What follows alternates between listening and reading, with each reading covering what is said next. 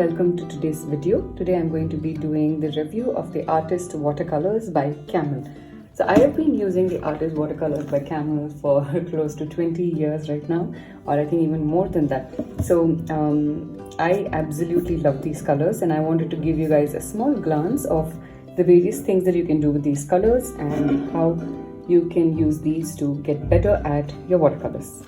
So this is a set of 12. This has been unboxed already, and it's been in use for a little bit, not too much. You can see the tubes are still pretty full.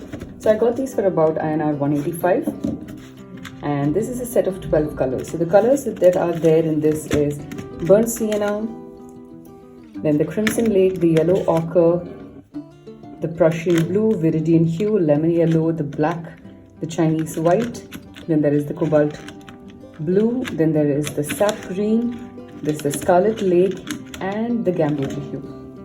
So this is all about, I think, 5 ml. So this is a perfect beginner step to start off your journey into watercolors, especially with your artist range. So there are 2 ranges of watercolor tubes that you get, or in general watercolors, whether it's cakes or tubes. You will get the student as well as the artist. So now with the student versus the artist, I would highly recommend you to always get the artist range. Now I understand that the artist range sometimes could be much more expensive than the student range, but in terms of the Camel, you will notice that the difference is a little lesser. Like you can get this artist range for 185, which I think is a good investment for you to start off your journey into watercolors with. You don't have to get the big tubes, you don't have to get the bigger set. This 12 color set is perfect for you to start off your journey with. So like I said, I've been using them for close to 2 decades right now, or I think even more than that, and I've made a lot of beautiful paintings with these. So I will also show you the lot of paintings that I have made with these colors. It'll give you a good idea of the kind of stuff that you can do with it. I will also be doing the swatches today, and we will paint a very beautiful scene using all of this. So what you can do is you can either use these on palettes. I've got over here a ceramic palette. You can use a plastic palette. Anything that you have, you can also use, like if you have like an empty mint box, and then you can buy these empty palettes, tiny half pans or full pans, and then you can fill this into that. Okay, so we'll use the tubes directly today, and we will create some swatches. I have got my swatch book over here, and we'll create some interesting swatches today.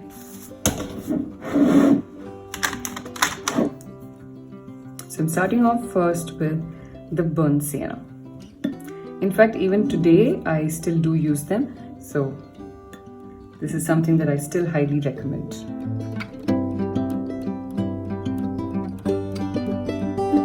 One thing you have to be careful is once you open your tubes, they will tend to dry out if you don't close the cap immediately. It tends to happen to a lot of my paints. So in that case, what I do is, if the cap doesn't open, I have to cut it out at the back and use it. But because these are watercolors and they're water soluble, I can still salvage them. The next one, I'm just going to put all the colors basically over here. This is my Scarlet Lake. So this is a nice thing for me to talk to you guys about. So sometimes when you open like a new tube, you will notice this liquid that comes out. That is nothing but just like a binding agent or a binder that is there, or it's just some kind of a protective liquid which is there.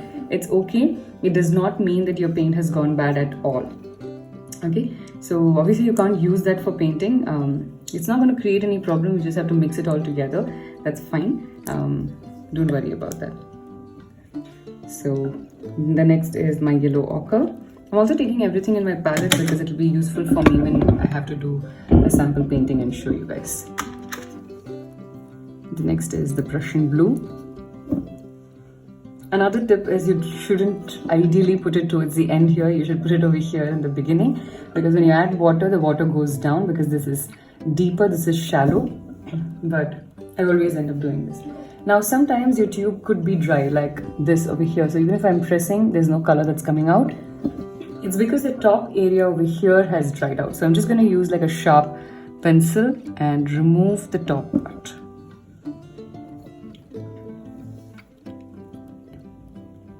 Again, now this is a problem of the paints drying out, and now you've seen the non-dried part is still there. Like, it's pretty good at the inside, so I'm just using that. This was my Prussian blue, And next I'm moving on to my Viridian hue.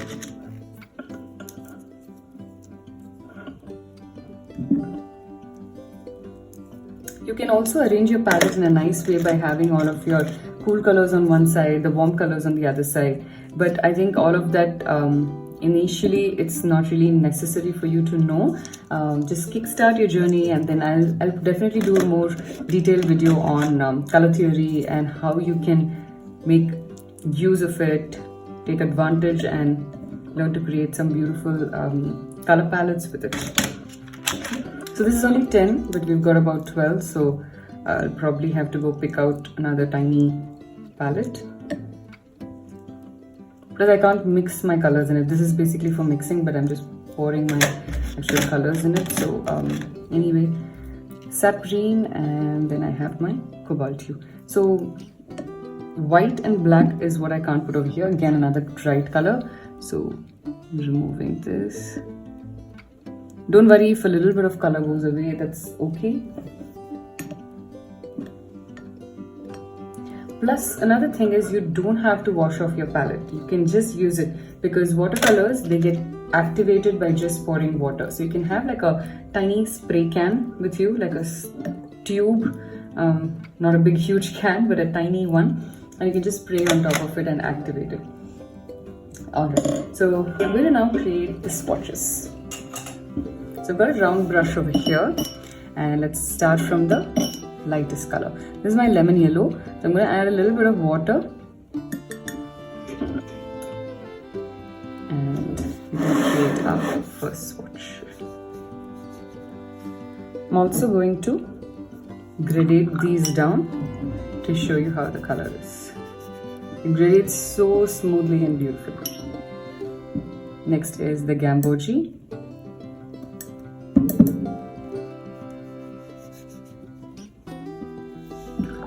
I like to call it the mango yellow because it looks so yummy. It looks just like mango. I've got a tissue as well over here because you would need it. Always make sure that you have 2 cups of water. Today I can manage with 1, but I'll probably grab the second one when I'm making the painting. This here is the Scarlet Lake. Oops.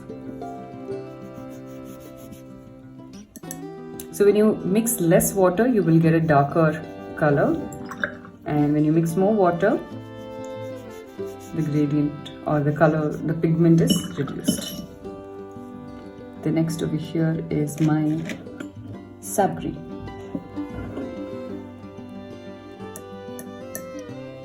My first introduction to watercolors was with these paints only, and I never looked back. In fact, it was only after like many years that I decided to try out different colors and different brands, and it's wonderful how it never even struck me that I should try using something different, because I was so happy with the results that this was able to give me. In the beginning, you will end up using the colors as it is. As you go ahead, as you learn a little more, what you would end up doing is you will start mixing these colors together to form your own shades or your palette that you like, and then you'll end up using that. So I do that quite a lot. I think I used to use the 18 color set a lot more than the 12. 12 is of course, to kickstart your journey. You can see how smooth the colors are. Just flows. I'll show you a gradient in close up.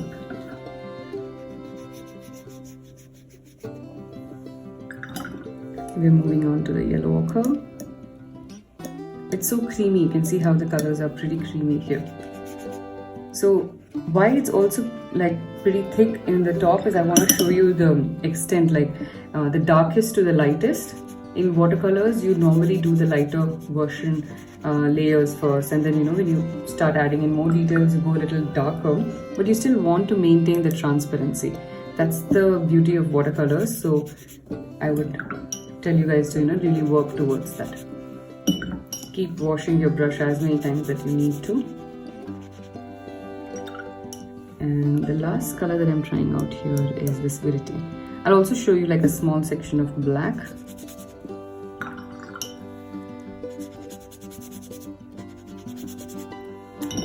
Now for the black, I'll just put like a dot of it maybe next to the blue there. Oops. I think this is also just the binding agent.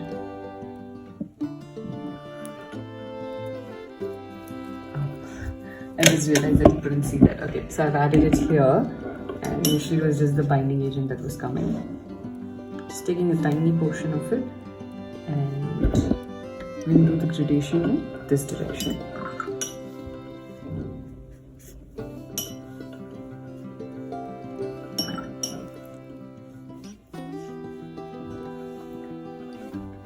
Let me try and do it this direction also.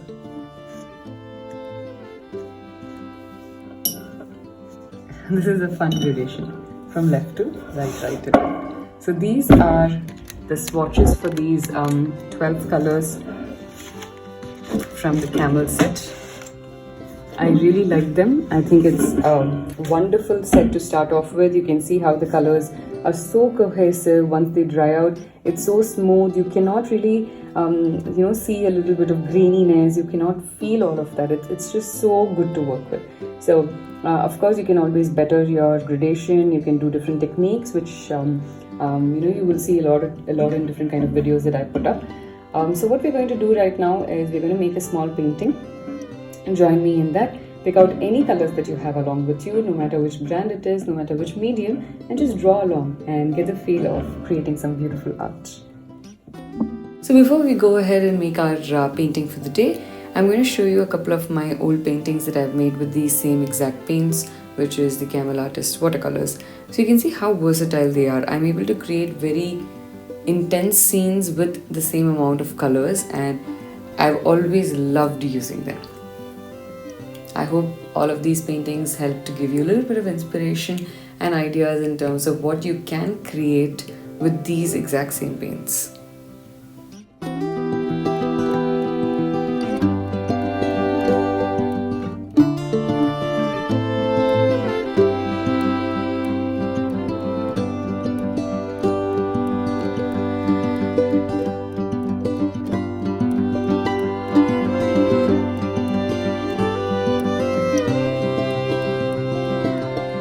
It also depends on the kind of paper you're using. Make sure that you use a good 300 GSM sheet of paper. You could use a cold press or a hot press. If you're a beginner, always start with the cold press and then move on to a hot press. I hope you like the paintings that I have created, and from here we will move on to creating our painting of the day. Alright, so my setup is ready right now. I have got my watercolor book, so I'm going to be using this 300 GSM book to paint, and I've also got a sheet over here for doing my swatches when I'm painting. I've got 2 cups of water. It's required to have 2 cups of water when you're making a very detailed painting, because you will need one to make sure that your brushes are completely clean, and the other one when it is becomes a little muddy. I also have like a big flat brush in case I require it to just wet the background, but today, because we're going to do like a beginner or an intermediate level, more of a beginner level, I don't want to add too many details. Alright, so we're going to make a very quick, simple sketch. This is a very cute painting of like a window, which would have like 2 beautiful pots, and we'll paint that. So I'm going to make that as the center focus for today. You don't really need to. I'm just going to make like cute little version today. So if you have any paints with you, or even if you don't have paints, if you have any crayons, just join me, paint along with me. It's going to be a lot of fun. Make it in your own version, in your own style. There's no specific rule with respect to art that I would advise you guys to follow. So just go ahead. You could make a similar artwork like me in terms of your sketch painting style. Just feel free and do whatever you feel like doing. Okay, so here's the roof. It's an interesting roof. This image that I have taken is from Unsplash, and I'm doing a detailed sketch to show you guys what we are painting. Normally I don't do so many details in my painting, just draw very basic things and start painting it immediately. Alright, so this is a basic sketch and we're going to start painting, and I'm going to use only these colors to make it. So let's start painting. If you can hear a little bit of noise, it's the kids in the society that are swimming. I really like listening to the sounds of this, so I'm just going to let it stay. So I'm starting off with this area first. I'm going to take this Gamboge hue. I don't use a lot of lemon yellow in my paintings because I feel like it's a little too bright for my liking. So this is going to go all around the window here. This area is going to be a little blackish grey, and the windows in green and dark green for our roof. So I want to just blend this in. I don't want it to be a single color, so I'm just gradating using water here to just gradate it towards the end. Now to add a little bit of shadow effect, so what I'm going to do is I'm going to take a slightly darker color. I don't want to use a yellow ochre, so I'm taking this reddish orange and mixing it with the Gamboge hue, just adding a little bit on the edges. Since it's wet on wet, it will just dry by itself. I mean, it'll merge and then dry by itself. You can like push it around a little bit if you want to. Another thing with watercolors is make sure that when you're while this is drying, do not paint anything right next to it. It's not going to work. In fact, it will all like merge together. So while this dries, what I'm going to do is I'm going to add like a viridian hue here.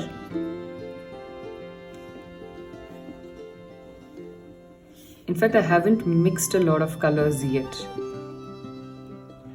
I will start doing that. Just need to get another palette for it. You can use the same thing also. I want it to get confusing for you guys, so just using like slightly darker versions for the lines. So if you notice, my dark viridian is not it's not opaque, so this is a good place for you to have a swatch sheet. So like for example, I have this color, I don't know if it's opaque, if it's fine, so I just use it on this swatch sheet and then I use it on my painting. So with time, I kind of like have an idea, and I can even manage if it gets opaque. I can just like figure out. But if you're new to it, then I would highly recommend you to always have this swatch sheet right next to you, no matter what. You can use the same swatch sheet. You don't have to make such a big swatch sheet. You can just make like a tiny one and figure out how it is and just like keep reusing it. Okay, so now while this dries out, we will add a little lighter version of this viridian hue. So I'm going to take in fact this viridian hue, mix it with a little bit of this lemon yellow. So lemon yellow I use only with mixing with another color. I don't use it as it is, like I was saying before. So it's going to go here for my window frame. Again, I'm doing a little basic painting today, but you can take it up a notch, however you feel like. Just adding a little bit of sap green now. So even though I'm using like a big brush, I'm using a size 12 brush, but the tip is quite pointed, which is why I'm able to use this to make thin and thick strokes. This is by Princeton Heritage. It's one of my favorite brushes. I have never done the review of this particular size. If you want to know more details about this particular size, you can just put it in comments and then I will maybe make a detailed video of that. So I really like how this is drying out right now. You can see how everything is coming to life slowly. So what I'm going to do right now is just give like a little light blue tint over here, because we want to show that it's the window. Like I want it to be super light, which is why I'm testing it out. Yeah. So just a little bit here, to give an idea that, hey, this is a window. And I missed adding the Camboge hue here. So So see, this is why I was saying in the beginning that you should add your color on the top and then let it flow down. So sometimes I just like end up forgetting about it or missing it. So I want it to be a little brighter blue. So I'm adding, I'm so sorry, I want it to be a little brighter yellow.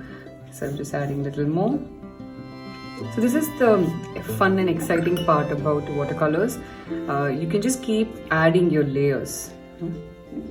So you can notice now that my paper is tilting. I'll just show you from another angle so you can see that. Yep. So you can notice over here that my paper is tilting. It's also so this is a normal thing to happen in watercolor paper. So so to avoid or to understand how to use it, I can manage it. But then if you're a beginner, then please get masking tapes. There are a couple of styles. I'll just show you 2 styles right now. You get them in white or in blue. I think blue looks very cute, which is why I got those. I'm not able to get my hands on the blue painter's tape here in India. But if anybody who is watching this video knows where to get them, do let me know about it. So you can just put these tapes. What it does is it does not let your paper fold too much, and then it comes back to its original shape. It will still come back to its original shape right now, but if you're a beginner, you may find it a little hard how to handle this thing. I'm just merging this down. Not necessary, just feel like it's too sharp. Alright, so here I'm going to have a darker blue. So we'll start off with a very light version of the Prussian blue. Yeah, I think this is a nice color.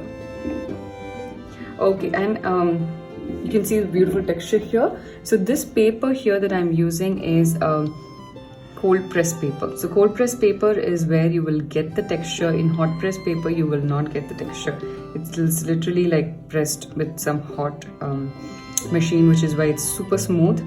So if you're a beginner, cold press is what you should go for, because you'll find it a little easier to handle. Now hot press will be slightly difficult for you to handle if you are new to watercolors. Preference for me, I like both. I think I'm a very moody person when it comes to creating art. I just go with what my mind or my heart is saying at that time. I think together what they're saying. So I just like to explore that way. You can also leave like a little bit of white space here and there when you're painting. So you can notice over here that it's merged. I can either leave it as it is, which is still okay to do, or I will show you how you can just remove it with some tissue. You can just dab it. Just picking out some tissues, and so let's say I have this tissue here and I don't want it to merge. Just dab it or lift it off. Okay. Now yeah, so I'm switching over to a smaller brush, and I'm going to add slightly darker blue. Let's just check. Yep, I like this blue, and we'll add it underneath. You can see how instantly it's all popping out.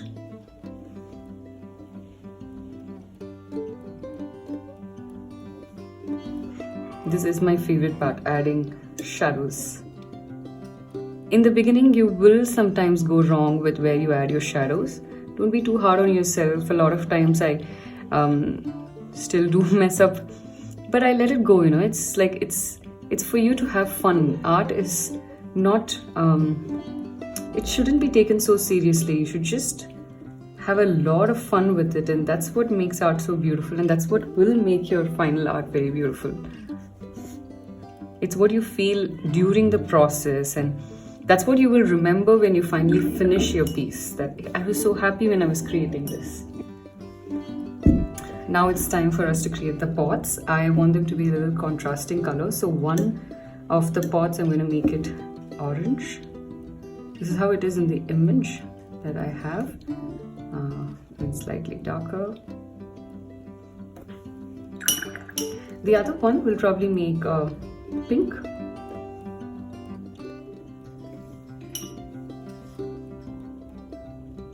So you can see how in these two I've done two different things. Here I've colored the entire thing first in red, and then I added slightly darker one. Here I added only half, and then I just gradated it down. So this gives a very beautiful effect to it. Let me zoom in a little bit more. Okay. Now time to add the flowers. So I'll first add the leaves. We'll start with like a leaf green, mixing some lemon yellow with some sap green. Just doing this, tapping your brush. I want to make a purple, so I'm going to take some pink and I want to mix some blue with it. Okay. And we'll add it for this one. It's too dark. Yeah. And in this one, I'll probably add some red flowers.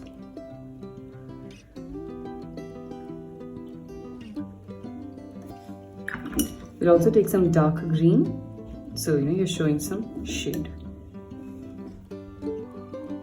It's okay if colors get merged, but don't keep this very watery. That's how you'll make sure that your leaves and your flowers don't completely merge and then become a muddy puddle.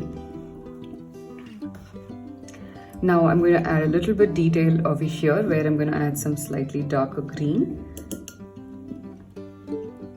because this is completely dried out, so now I can. Now if I'm adding a little thick color, you will need to do some bit of gradation. So if you want to avoid that, you will still have to do a little bit because it's not going to like merge. So keep it a little liquidy. I can hear the kids in the pool having a great time. If you can, then you're enjoying a beautiful day along with me. Okay.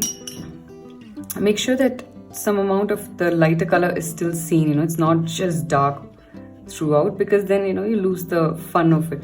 What's the point of creating so many layers then if only the last layer is going to be seen? This is for a little bit more darker shadow at the bottom. I am going to like merge it a little bit. I gradate it because I don't want it to have like stark sharp lines. For the top, I do intend to have a little bit of sharp lines here and there because it makes it look nice. The bottom, not necessary. Just smoothen it down, that's all. Water is your best friend. Watercolors. Okay, so here a little bit, like just wherever the ends are going to be, where the joints are, it's like, think of it as a human body, and wherever the pieces of wood or the log are meeting.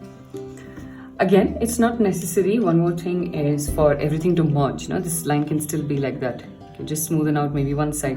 Here my colors have merged in. I'm letting it be like that. It's fine. They are like very complementary colors, so it's okay for it to be this way. Okay, and we'll just make these things a little darker.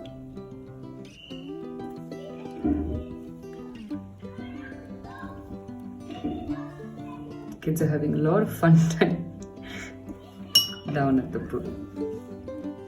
Okay.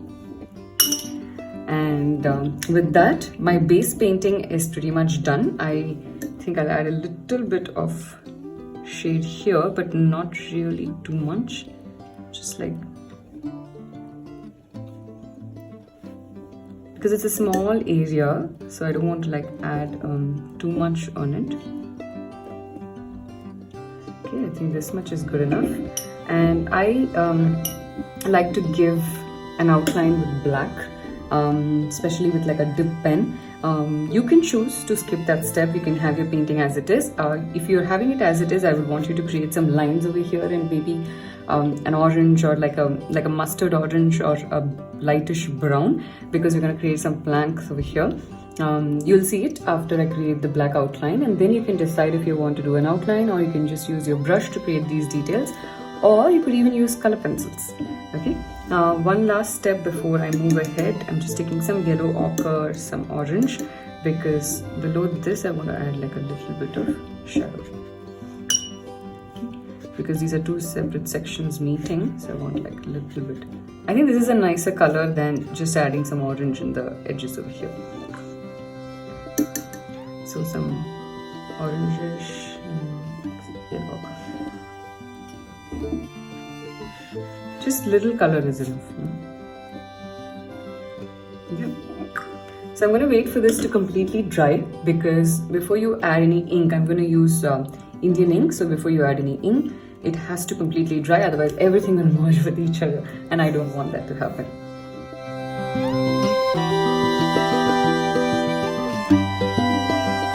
My painting is now dry. This is how it looks. It's very pretty and cute. So what I'm going to do right now is I'm going to use this Indian ink, which is over here, and I'm going to use a dip pen to do the outlines. You can also use a micron, you can use anything that you feel like. This here is a very cute set that I have. You can put water in one, or put two different inks, and in this I have like the black ink. So I find it really easy to store it and use it. So I also use like a mapping nib a lot of times, but today I feel like using this dip pen. So let's go even closer and show you how to do the details. So when you add pressure, the lines would be different sizes. Some would be thick, some would be thin. Mine is not completely 100% dry, so there may be chances that here and there it may get merged, but that's kind of like a risk that I'm sort of okay to take. You can hear the sounds of the line.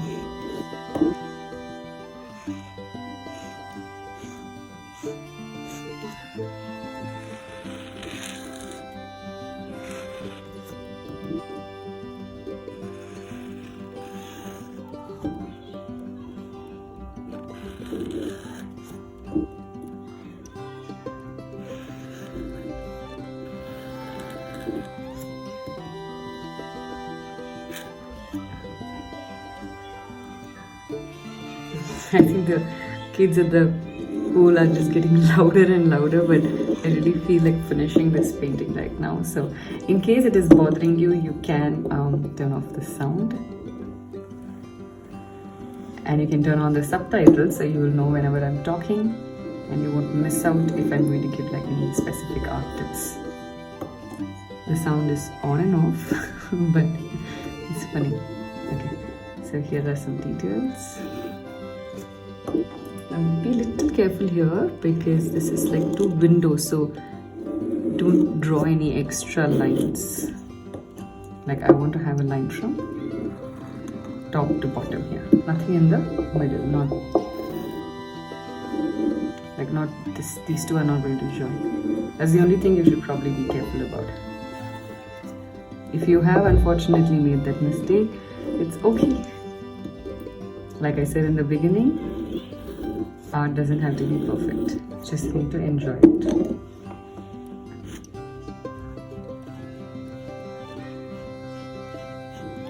I'm just going to make some patterns on the spot. And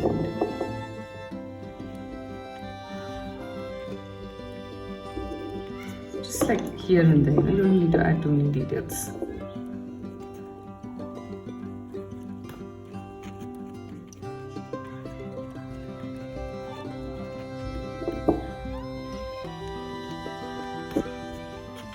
I also like to give like some details with my dip pen here, where it's in darker areas. I like to add a little bit of shade. It gives a very nice texture and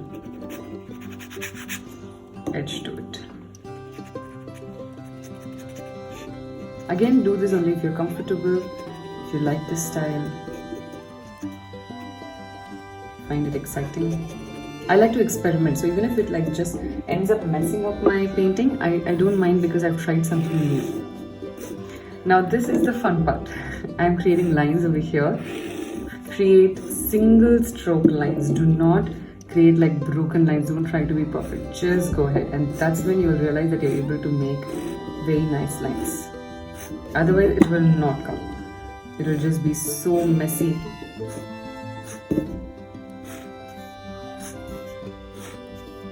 Don't think about anything when you're creating these lines. Just go with the flow.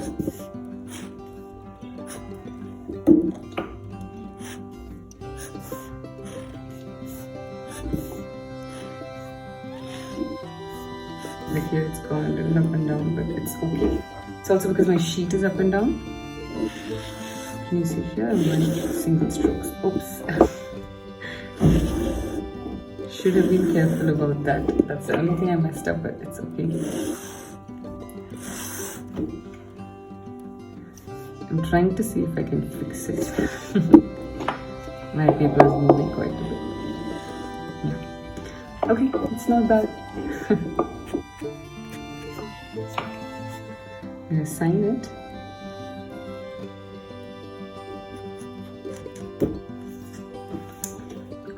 And can you believe we made this with the Camel colors?